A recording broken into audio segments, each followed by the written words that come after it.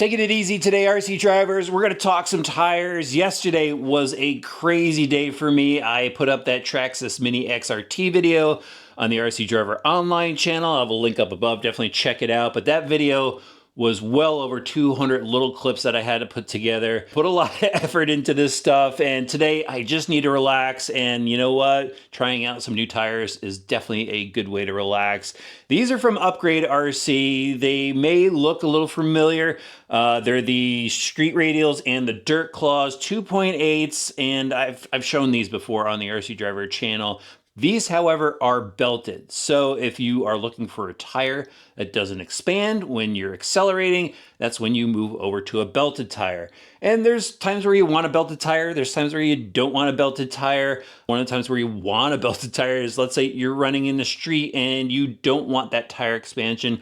You want all that grip from the tread. That's when you would go to a belted tire. Or if you're in a dirt lot, a flat dirt lot, and you just want all that traction, again, go with a belted tire. But if you're looking to do some sick stunts and stuff like that, you're looking for some crazy top speed where the extra rollout would come into play from an expanding tire, that's when you would go with a regular tire. But these definitely have a use out in RC because not everybody has big jumps to go over. There's a lot of people that just want to have good grip when they're running around in a parking lot.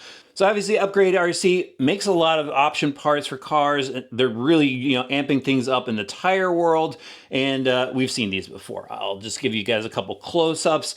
And they do come with adapters. So you could go and throw it directly onto, let's say, a Stampede or a Rustler or an Arma Granite. All those different cars, 12 millimeter adapters, 14. But today I wanted to go ahead and install these aluminum stub axle adapters that they have available. This just bumps the wheel hex up to a 17 millimeter. And they're really easy to bolt on. They've got two different colors. They're machined aluminum. The 17 millimeter wheel nuts, they're serrated, so they're not gonna back off on you. And they give you the screw pins to go along with it. So let's go throw it on this Vortex 223S. So first up, you gotta remove the 7 millimeter nut on the outside. You've probably done this already. Pop the wheel off, and now you have the wheel hex to take off. We're not gonna need that anymore because we're going 17 millimeter.